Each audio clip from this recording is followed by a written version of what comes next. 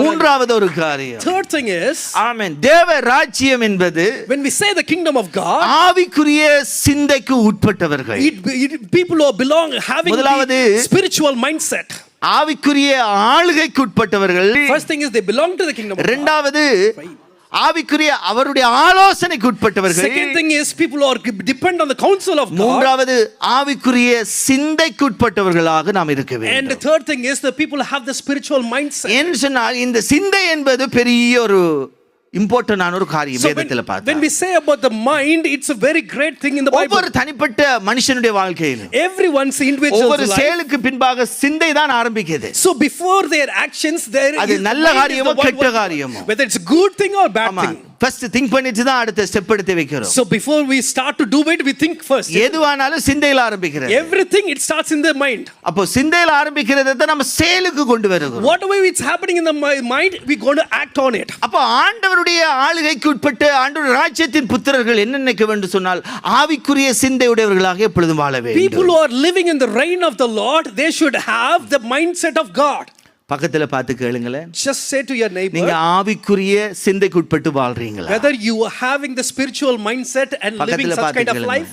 ரோமர் 8வது அதிகாரம், Romans chapter 8 6வது வசனம் சொல்லுகிறது, verse 6, it says like this, மாம்ச சிந்தை மரணம், ஆவியின் சிந்தையோ ஜீவனும் சமாதானமுமாம். but the mind governed by the spirit is life and peace, and the mind governed by the flesh is death.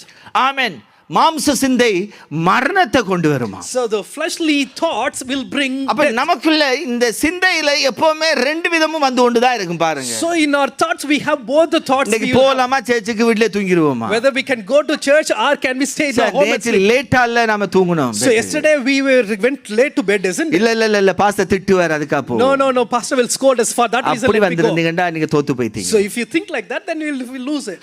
ஆவியின் சிந்தை என்பது, when we say the spiritual mind, ஆவியானவருடைய சிந்தை, that means ஆவியானவர் உங்களுக்குள்ள போடுகிற சிந்தை, that means that the Holy Spirit, தேவ ராஜ்யத்துக்குரிய சிந்தை, it's the mind of the kingdom of God. தேவ ராஜ்யத்துக்குரிய சிந்தை சொல்லும், the kingdom of நீ வீட்ல உட்கார முடியாதப்பா, you cannot say at home, தேவ புத்திரர்கள் கூடி வர்றாங்க, there are the children of God என்ன மகிமைப்படுத்துறதுக்கு கூடி வர்றாங்க, they are coming here to glorify நீ எப்படி தூங்க முடியும்? How can you நீ sleep? தேவ புத்திரனா இருந்துட்டு எப்படி உட்கார்ந்து இருக்க முடியும்? When you are a children of God, how can you stay in your home? You cannot stay in your home. Enjoy பண்ண முடியாது. You cannot enjoy இந்த பிரசன்னத்துல தான் என்ஜாய் பண்ணணும். You need to enjoy in my presence. அந்த சிந்தை உங்களை என்ன செய்யும்? அடிமைப்படுத்தும். So that's ஆவியின் சிந்தை. This spiritual thought will make இந்த ஆவியின் சிந்தையில நீங்க அடிமைப்பட்டவர்களா இருப்பீங்கன்னா, so when you are addicted to this spiritual mindset, நிச்சயம் நான் சொல்றேன், நீங்க தோத்து போக மாட்டீங்க.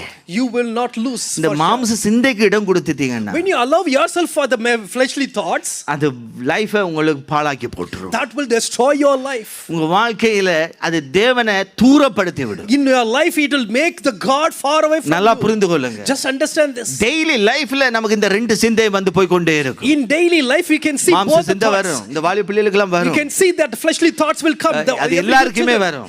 Every people இந்த மாம்சம் இருக்கும் வரைக்கும் வந்து கொண்டு தான் இருக்கும். Until we have this flesh, we will have that fleshly thoughts. ஆவிக்குள்ளாக்கு படும் வரைக்கும், முழுமையான ஒரு கண்ட்ரோலுக்குள்ள வாழும் வரைக்கும் இந்த மாம்ச சிந்தைகள் அதிகமாக காணப்படும். So until we will be changing into spirit, we will have நமக்கு தெரியுது, வசனம் சொல்லுது, we know the Bible மாம்சத்திலே திங்க் பண்ணி கொண்டிருந்தா அது நம்ம மரணத்துக்குள்ள கொண்டு போய் விடும். That will lead to my death. மரணத்துக்குள்ள கொண்டு போயிரும். That will take us to death. அது தெரியும் நமக்கு. We know that. ஆனாலும் பாருங்க, but if you see, அது கொஞ்சம் திங்க் பண்ணும்போது நல்லா இருக்கிற மாதிரி இருக்கும். but when you start to think, it will be very nice. கொஞ்சம் அதுக்கு இடம் கொடுத்துட்டோம்னா, when you give space for it, ஜெபிக்கணும்னு தோணும். we will think like we need to pray. உண்டாகும். We will have a spiritual thought. அந்த time பார்த்து, at that time இன்னொரு சிந்தை வரும். There will be another thought. கொஞ்சம் ரிலாக்ஸா உட்கார்ந்து கொஞ்சம் ஒரு படத்தை பார்க்கலாம். So let us relax and see a movie, watch a movie. கொஞ்சம் கேம் விளையாடலாம், என்ன பண்ணாயா? So we'll watch a game, isn't it? சிந்தை வரும் உடனே. Immediately we get another thought. மாம்சம் என்ன செய்யும் என்றால், அந்த மாம்ச சிந்தை, what the fleshly thought will say is, எப்படியாவது நம்ம ஆவிக்கு சிந்தைக்குள்ளாக வாழ்வதற்கு அது இடம் கொடுக்காது. So somehow it won't allow us to walk in the spiritual thoughts. ஆமென். ஆவிக்குள்ள சிந்தைக்குள்ள போய்ட்டான்னா அவன் ஜெயிச்சிருவான். If he get into the spiritual thought, ஆவிக்குரிய சிந்தையில அவன் வாழ்ந்து கொண்டிருப்பான்னு சொன்னால் அவன் ஜெயம் கொண்டவனாய் வாழுவான். If he start to obey the இது பிசாசுக்கு நல்லா தெரியும் பாருங்க. Satan will know very well about that. ஆனா தேவ பிள்ளைகளுக்கு தெரியாம இருக்கு. But the children of God, we don't know. நாம என்ன நினைச்சிரோம்? What we thought, இதெல்லாம் religion way. So all these are religious வேத way. சொல்லுதேன்னா அவளத்தை நான் கைக்கொள்ளணுமோ? So if the Bible says, is there இப்படி என்ன everything நாம I need to நினைக்கிறோம்? follow? நாம தேவனுடைய ராஜ்யத்துக்குள்ள இருக்கிறோம் என்ற சிந்தையோட இருந்தா, So when we think that we are under the kingdom of ஆமா, God, நாம இப்ப பிரிட்டிஷ் கண்ட்ரில இருந்துட்டு நீங்க எப்படி இருப்பீங்க? just imagine that you are living in the British country, how you live. British கண்ட்ரினுடைய வெதருக்கு ஏற்ற மாதிரி நம்ம அடாப்ட் ஆகிறோம் இல்லையா? So we are adapting to the British country weather. அப்ப தேவ ராஜ்யத்தின் பிள்ளைகள் When we are the children தேவ of the kingdom of ராஜ்யத்துக்கு God, உட்பட்டவர்களாக அடாப்ட் ஆக வேண்டும். we need to adapt according to the kingdom of நல்லா God புரிந்து says. கொள்ளுங்க. அந்த சிந்தையிலும் சரி, ஒவ்வொரு செயல்களிலும் சரி, அதுக்கு நாம அடாப்ட் ஆக மாற So வேண்டும். even in our thoughts, in our actions, we need to adapt according so to the பாருங்க, kingdom of நம்மளால God. முடியாதுன்றதுக்காக தான் அவர் பலத்தையும் தர்றார், பரிசுத்தாவியினுடைய Since பலத்தையும். we couldn't do it on our own, that is the reason He has given us the Holy Spirit strength. பழைய as well. ஏற்பாட்டில் அப்பப்ப வந்து போனாலும் பரிசுத்தாவியானவர் தாவீதே ஜெயிச்சிருக்காரு பாருங்க அந்த டைம்ல. Just imagine in the Old Testament, very rarely the Holy Spirit comes. With that Holy Spirit, David also got பழைய victory. ஏற்பாட்டு பரிசுத்தவான்கள் அவர்கள் இப்படி பரிசுத்தாவியானவரோடு நிறைந்த ஒரு ஜீவியத்துக்குள்ள எப்பொழுது இருக்குல்ல. The Old Testament saints, they were not having the life that they were living ஆனா always எபேசியர் with the Holy 11வது Spirit. அதிகாரம் தெளிவாய் சொல்லுகிறது. But we can see it again. அங்க தேவ ராஜ்யத்தின் புத்திரர்களாக சக்சஸ் ஆக வாழ்ந்த லிஸ்ட் அங்க That கொடுக்கப்பட்டிருக்கிறது. there was a list that there are some people, they have lived successful அப்ப life. நாம வாழ முடியுமா முடியாதா? Is it that we can live or not? ஆ? முடியும். We can. இந்த இதுக்குள்ள நாம வந்துறணும்.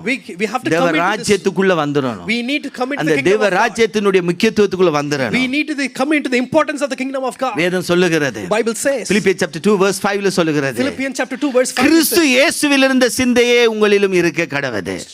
Philippians chapter 2 it says the 5 have the same mindset of Jesus Christ. ஆமென். கிறிஸ்து இயேசுவுக்குள்ள இருந்த சிந்தை The இருக்கணும். same mindset that Jesus Christ had. ஆமென். அப்போ கிறிஸ்துனுடைய சிந்தை எப்படி இருந்தது? How the mindset of our Jesus தேவ Christ. ராஜ்யத்தை குறித்து தான் அவருடைய எண்ணமெல்லாம் இருந்தது. Always he was thinking about the kingdom of அவருடைய God. உணவே அவர் சொல்றாரு.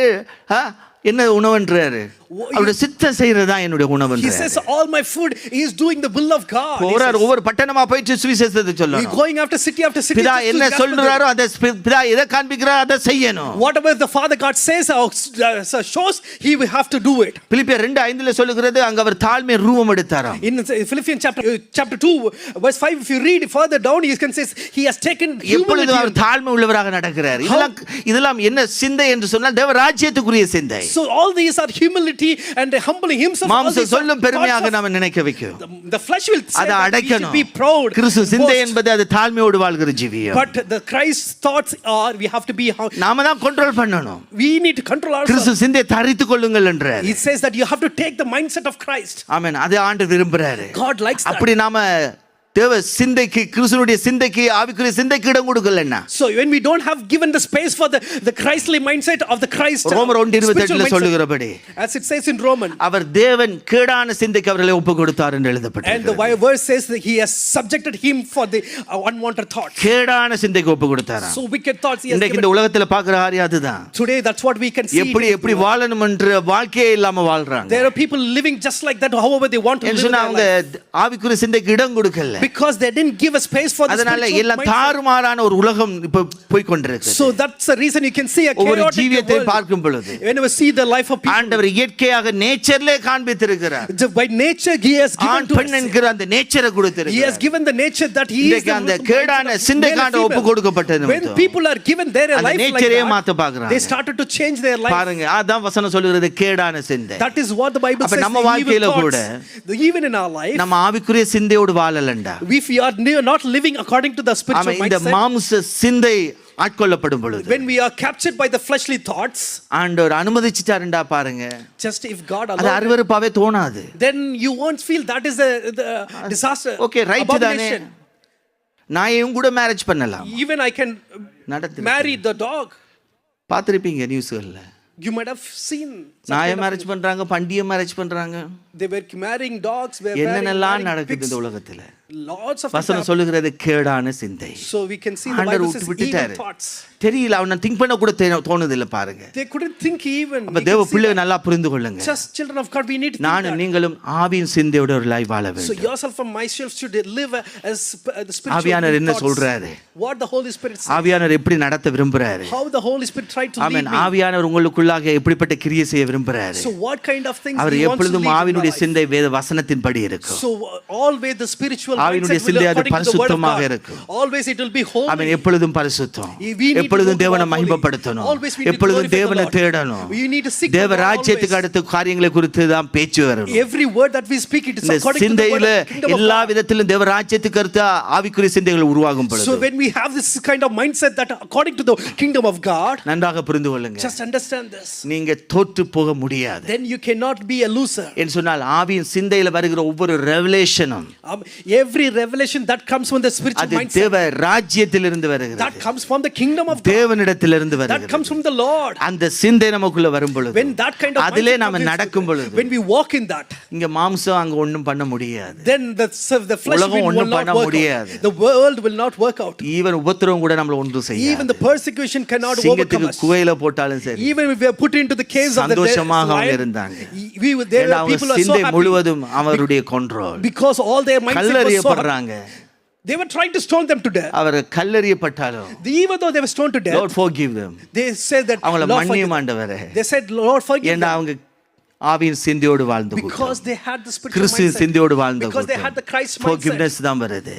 சபிக்க முடியல. They couldn't curse them. நல்லா புரிந்து கொள்ளுங்க. Just இந்த understand மூன்று காரியத்தை மனசுல Just வெச்சுக்கொள்ளுங்க. have these three things in your First, mindset.